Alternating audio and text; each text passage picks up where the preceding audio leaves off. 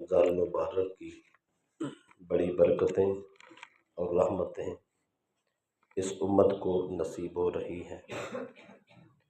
اس ماہ مقدس میں نفل کا ثواب فرض کے برابر، فرض کا ثواب 70 فرضوں کے برابر ہو جاتا ہے۔ اسی طرح ہر عبادت کا ثواب رمضان المبارک میں بڑھ جاتا ہے۔ رمضان مبارک اور قرآن مجید ان کا آپس میں بڑا ہی گہرا تعلق ہے۔ ماہ رمضان مبارک میں ہی قرآن پاک نازل ہوا، تو نزول کے اعتبار سے قرآن اور رمضان قریب قریب ہیں، اور آخرت کے دن بھی یہ دونوں اکٹھے ہوں گے۔ اس مناسبت سے علماء نے اس بات پہ زور دیا ہے اور ترغیب دلائی ہے کہ ماہ رمضان مبارک میں قرآن پاک کی تلاوت کثرت سے کرنی چاہیے۔ تلاوت بمائے ترجمہ اور بمائے تفسیر، قرآن کو سمجھ کے پڑھنا یہ افضل ترین طریقہ ہے۔ قرآن کی ریڈنگ پر بھی بے بہا ثواب ملتا ہے، جس طرح حضرت عبداللہ بن مسعود رضی اللہ تعالیٰ عنہ راوی ہیں، رسول اکرم صلی اللہ تعالیٰ علیہ وسلم نے فرمایا کہ من قرأ حرفا من کتاب اللہ فلہ بہ حسنہ والحسنۃ بعشر امثالہا۔ جو شخص اللہ کی کتاب کا ایک حرف بھی پڑھے، اللہ اس کو ایک نیکی عطا کرتا ہے، وہ ایک نیکی 10 نیکیوں کے برابر ہوتی ہے۔ گویا ہر حرف کے بدلے 10 نیکیاں۔ پھر وضاحت کر دی، سرکار نے فرمایا کہ میں نہیں کہتا کہ الف لام میم یہ ایک حرف ہے، نہیں، بلکہ فرمایا الف ایک حرف ہے، لام دوسرا حرف ہے، میم تیسرا۔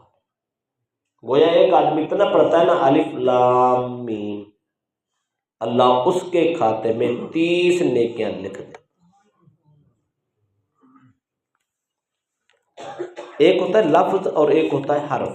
لفظ کہتے ہیں جہاں چند حروف مل جائے، مثلا ہم کہتے ہیں الحمد 5 حرف، للہ 4 حرف، رب العالمین تقریباً 7 حرف۔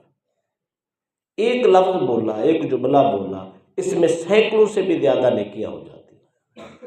تو یہ عام روٹین میں اتنی ہے، تو رمضان مبارک کی تو برکتیں بھی اور ہیں۔ لہذا کثرت کے ساتھ قرآن مجید پڑھنا رسول اکرم صلی اللہ علیہ وسلم کی ترجیحات میں شامل ہے۔ حضرت نعمان بن بشیر رضی اللہ تعالیٰ راوی ہے کہ رسول اکرم صلی اللہ علیہ وسلم نے فرمایا افضل عبادت امتی قراءۃ القرآن۔ نبی اکرم صلی اللہ علیہ وسلم نے فرمایا میری امت کی افضل ترین عبادت قرآن کی تلاوت۔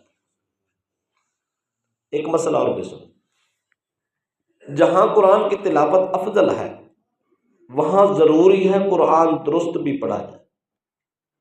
قرآن کا مطلب یہ نہیں ہے بس ہم الٹی سیدھی ریڈنگ کر رہے ہیں، قرآن پڑھا جا رہا ہے، نہیں۔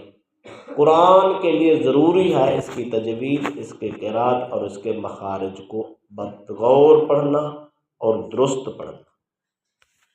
قرات کرنا واجب ہے، ضروری ہے۔ تجوید نہیں آتی اس کا مطلب ہے قرآن ہم صحیح نہیں پڑھ رہے۔ آپ عام مثال لے لیں، ہم پڑھتے ہیں الحمدللہ، کبھی غور سے دیکھنا الحمد میں جو ہا ہے وہ ہا حلوے والی جیم کی شکل میں ہے، اس کا مخرج اور ہے۔ دوسری آ جائے نا جس کو دوسرے ہا 2 آنکھوں والی گول ہا پڑھ لیں، الحمد، حمد کر دیا تو اس کا معنی بدل جاتا، سارا معنی چینج ہو گیا۔ تو جب لفظ ہی صحیح نہ پڑھا تو نیکی کیسے ملے؟ اس لیے قرآن کو تجوید کے ساتھ پڑھنا، مخارج کے ساتھ پڑھنا، مدات کے ساتھ پڑھنا اور غنہ مد کے ساتھ پڑھنا یہ بہت ہی ضروری ہے۔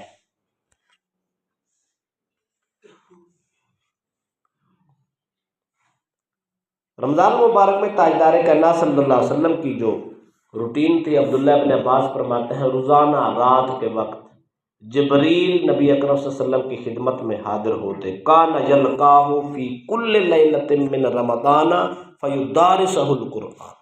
رات بھر جبریل مصطفیٰ سے دور کرتے تھے، قرآن سنتے بھی سے اور قرآن سناتے بھی، ہر روز آتے، روزانہ رات کے ٹائم مصطفیٰ کی خدمت میں حاضر ہو جاتے ہیں۔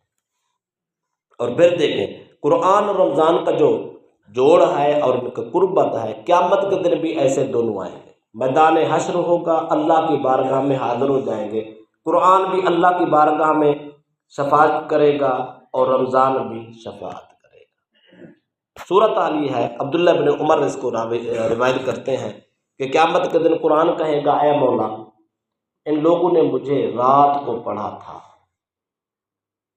وہ کافی دیر پڑھتے رہے، سوئے نہیں ہیں، مولا میری شفاعت ان کے حق میں قبول فرما۔ یہ جو ہم نماز تراویح پڑھتے ہیں، قرآن پاک کی تلاوت خصوصی طور پہ کی جاتی ہے، سنی جاتی ہے، عام روٹین میں ہم آدھے گھنٹے 20 منٹ میں فارغ ہو کے نماز پڑھ کے لوگ جا کے سو جاتے ہیں۔ رمضان مبارک میں گھنٹہ، سوا گھنٹہ، 1.5 گھنٹہ ٹائم لگا کر، اپنی نیند چھوڑ کر، سکون چھوڑ کر، آرام چھوڑ کر قرآن کو سننے کا باقاعدہ اہتمام کرتے ہیں، تو اس اہتمام کی وجہ سے قرآن قیامت کے دن شفاعت کرے گا اور یہ جملہ بولے گا، مولا میری وجہ سے مجھے پڑھتے پڑھتے انہوں نے اپنی نیند چھوڑ دی تھی اور مجھے سنتے رہے، مولا آج میں ان کے حق میں شفاعت کرتا ہوں۔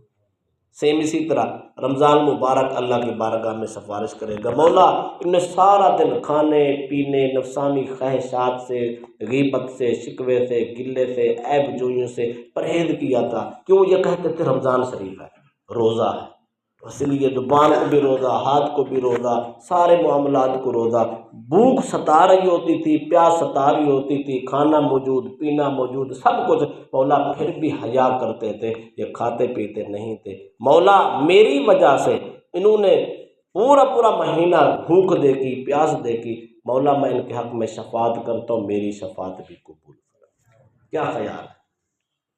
جس کا سفارشی قرآن ہو اور جس کا سفارشی رمضان المبارک ہو، کہ اس کی شفاعت نہیں ہوگی؟